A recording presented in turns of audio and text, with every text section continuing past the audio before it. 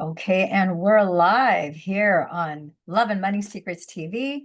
Thank you, my friends and gems, for being here today with my beautiful co-host, Carol Moulton from Yelm, Washington. Yes, she put Yelm single-handedly on the map. So we're going to continue on with our book read of the Mitochondriac Manifesto.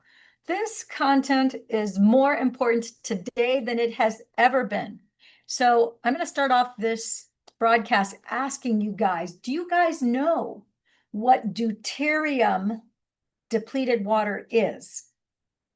Now, most of you probably don't know what deuterium depleted water is. Why should you even care? Well, this book does uncover what deuterium depleted water is. And at the end of this broadcast, I'm going to answer that question for you. And I'm going to pose another question as we close. And as you know, my goal is always to give you information, education, and tools that you can apply today to improve your health. Whether you decide to start on this organic nanotechnology that both Carol and I have enjoyed for the last several years, that has made all the difference in the world. It's the reason why this girl that used to be brain damaged no longer has brain damage. So, and there's my tech guy. Calling me again. So he's going to have to wait.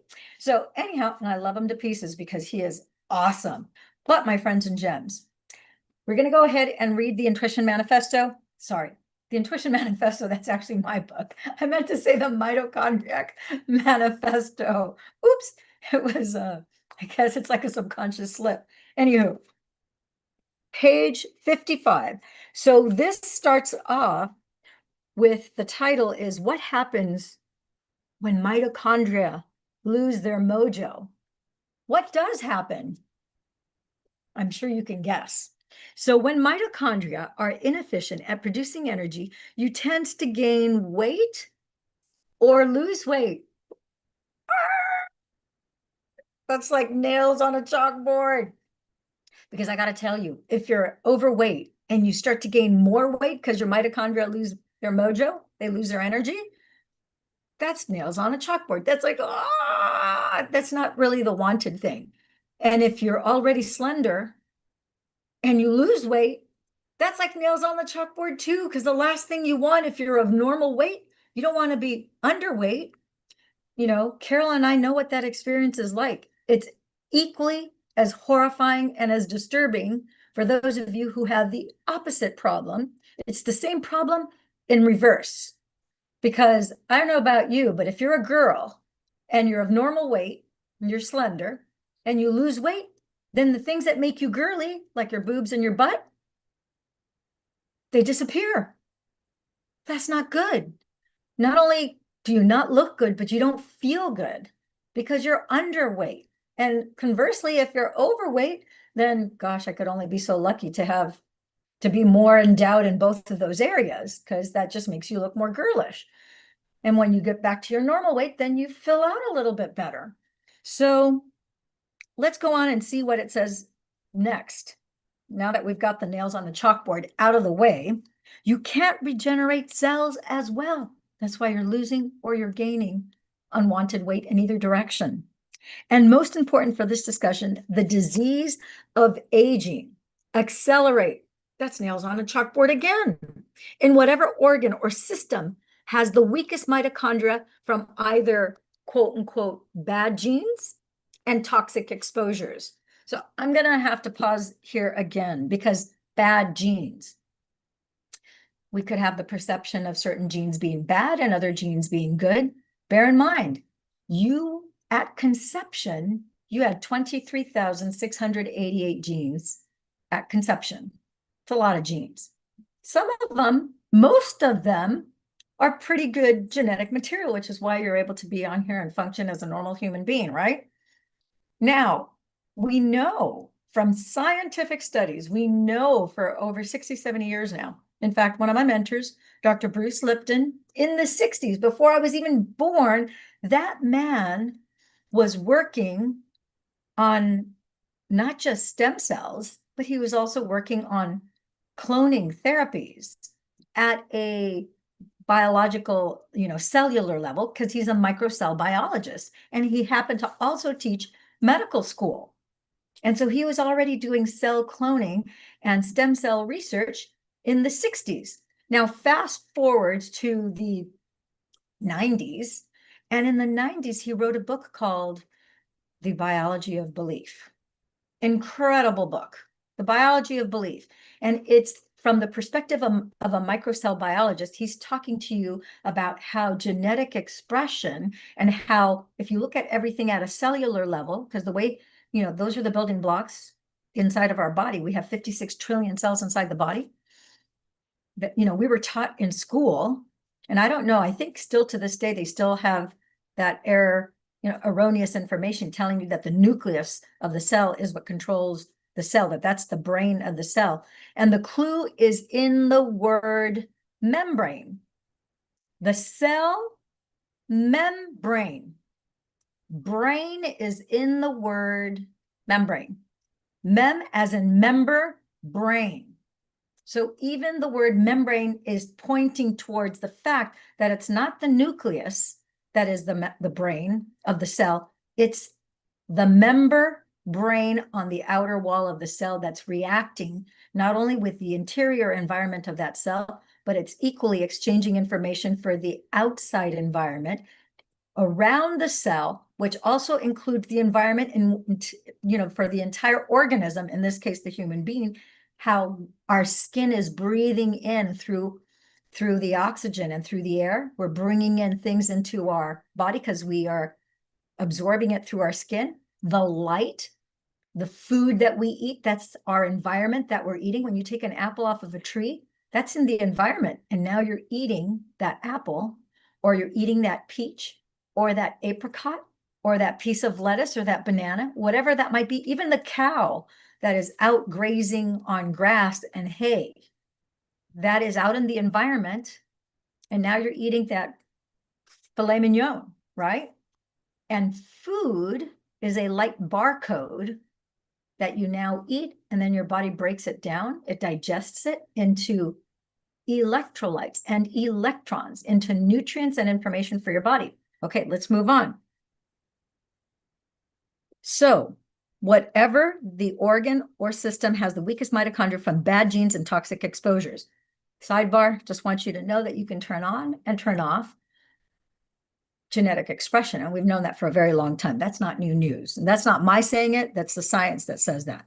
In fact, the vast majority of disease and aging is a function of mitochondria's potency, potential, and population density. So when your mitochondria fail to produce energy efficiently, first organs and systems go into power conservation mode, which you usually don't notice. You don't even feel it.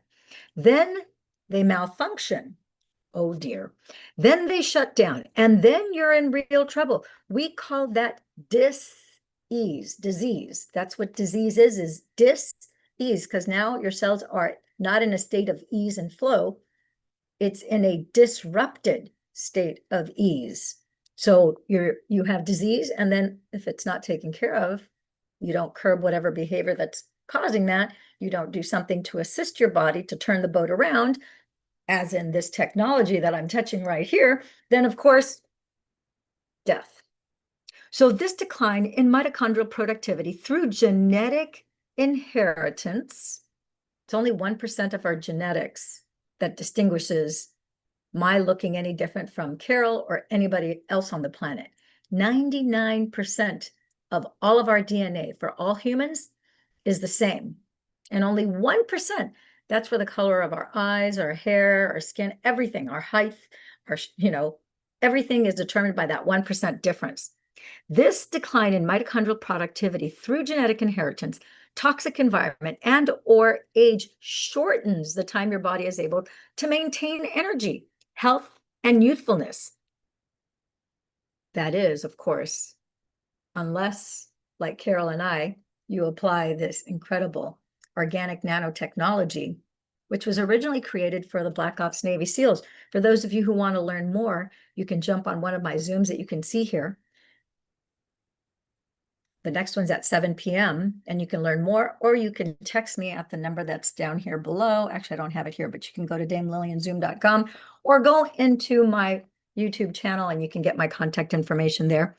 And we can talk, or you can text message me. Okay, fantastic. So let's move on to the next point here. So when your mitochondria fail to produce energy efficiently, first organs and systems go into power conservation, which you usually don't notice. They malfunction, they shut down, then you're in real trouble. And that's what we call disease and death. This decline in mitochondrial productivity through genetic inheritance, toxic environment, and/or age shortens the time your body is able to maintain energy, health, and youthfulness. Historically, the process of going from a low heteroplasmy rate, strong mitochondria, to a high heteroplasmy rate, weak mitochondria, took 5 to 8 decades to deteriorate to the point of incompetence. But now we're seeing more and more cases of mitochondrial insufficiency developing over the first few decades of life, as it does in childhood cancers. Yeah, we're starting to see a lot of turbo cancers in all age groups. It's really, really horrifying. In extreme cases, we even see mitochondrial collapse happening in the womb before birth. Yeah, we're seeing record-breaking miscarriages. It's really sad, as with some birth defects. But whatever age it happens, this process is mitochondrial degradation. So your mitochondria, which is the little organelles inside your cells, are degrading. They're basically falling apart. This is equivalent to having the life sucked out of you and decay setting in. Horrible. One coping mechanism employed by the mitochondria is this: cells that can't make enough ATP. So as you may recall from our last time together that we were reading this Mitochondriac Manifesto, ATP, my nickname for it, which is what I learned in school, was all the power, but the actual name is adenosine triphosphate. This reverts to a much less efficient fallback mechanism of fermentation, also known as glycolysis, which is sugar-based energy production. Energy-starved cells basically resort to consuming sugar to try to sustain themselves, and that manifests as sugar and carb cravings, which contributes to gluten sensitivity and candida overgrowth. So I always like to give you guys a little hack that will help you, because whether you have started on this technology or not, I still want to empower you with things that you can effectuate right now.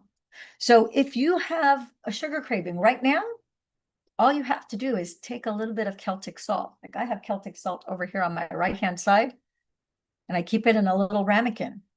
And to curb a sugar craving, you just dip your finger in the Celtic salt, put those crystals on your tongue, and that Celtic salt, which has 82 of the 92 minerals required, they're micronutrients that are required for the body, which is also rich in electrolytes, it will curb your sugar cravings.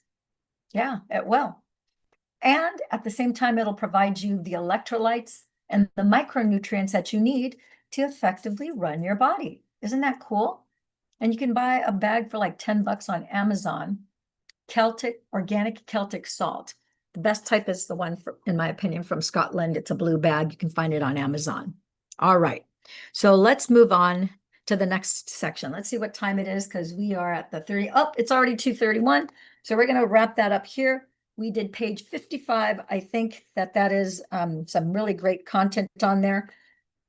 And the thing to know is that you can affect your mitochondria through proper signaling, the right barcode. You know, the light barcode is the food that you're eating. You want to eat live food, not dead food. And I gave you a freebie bit of education and information in the way of Celtic salt to curb any sugar cravings that you might have. And let me tell you about deuterium depleted water, because your mitochondria's job is to take whatever water you drink, and that's not deuterium depleted water, but as you drink whatever water that you're drinking and whatever water you're getting from the foods that you eat, at a cellular level, part of your mitochondria's job is to take that water, pull it through the cell membrane, and the mitochondria are creating deuterium-depleted water, which is how your body can hydrate itself throughout your entire system. Yeah. So we're going to wrap this up. Thank you, my friends and gems, for being here today. I hope you have an awesome one. And please do come at 7 p.m. We've got the 7 p.m. right here. Let's see if I can get this to show up on, the right there, 7 p.m., 8 p.m. Mountain, 9 p.m. Central, 10 p.m. Eastern Time. You can join us. You can learn more. I will be doing the presentation about this cell tech, this organic nanotechnology that uses photo light therapy, your inner light. I'll show you how it's the on switch for your body and how we apply it on traditional Chinese medicine acupuncture points the way it's indicated here and also here in real life.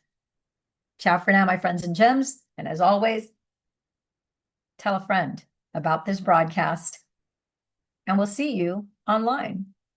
Bye for now. Bye for now.